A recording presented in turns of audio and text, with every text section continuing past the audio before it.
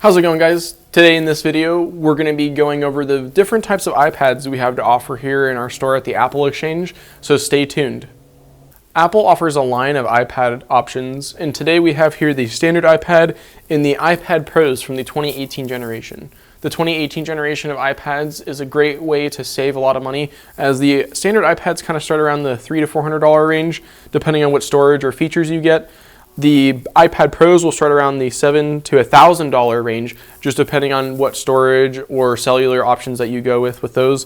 You can definitely save a lot of money, as we have iPads on our end starting around $200 to $300, depending on what storage and cellular options.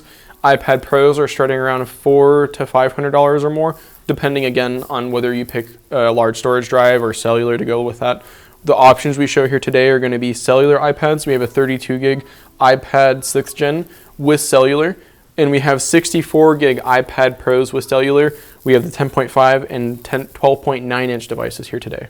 Checking out the two options that we have here to offer, the iPad standard comes in a 9.7 inch display with a 60 Hz refresh rate, making it not as smooth as what you'd be getting at something like the iPad Pro. These ones offer a 10.5 and 12.9 inch screens respectively with 120 Hz displays, making them buttery smooth. So when you're scrolling through the operating system or scrolling up and down web pages, you'll see the smoothness, as you can definitely see here. Ultimately, these devices are really powerful, so having a lot of horsepower is necessary to drive that 120 Hz display.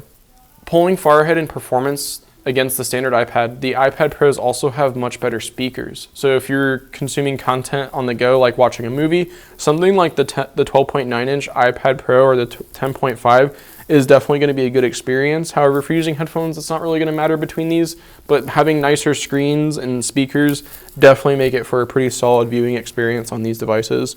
And also in conjunction with the performance, when you're doing content creation like video editing or photo editing, that is going to run really smooth on the iPad Pros aside from the standard iPad, mainly because these have last generation processors, and these ones will have the current generation processors of the time in which they released.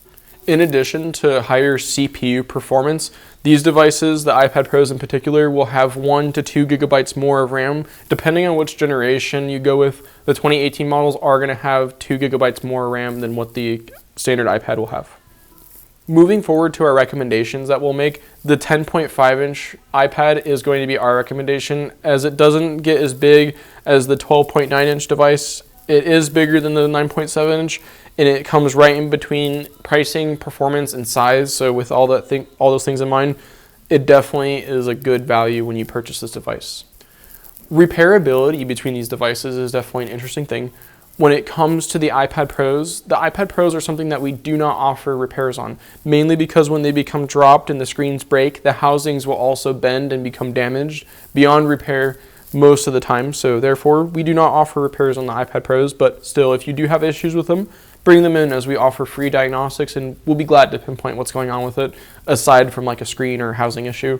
With the standard iPad, these are great for kids, especially anyone that's accident prone, as these screen replacements for these devices are really cheap. They're only $149 to do, and they only take us 1 to 2 business days to complete.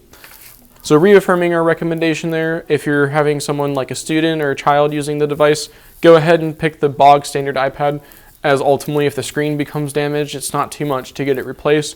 Aside from the iPad Pros, where you're going to be spending $600 to $700 just to get the devices repaired, because it's pretty much a replacement device through Apple when you do that. And as always, thank you for checking out our channel at the Apple Exchange. Be sure to visit us online or visit us locally in store. Please leave us a like, and also drop us a comment down in the comment section below, letting us know about how we did on this content so we can improve in the future.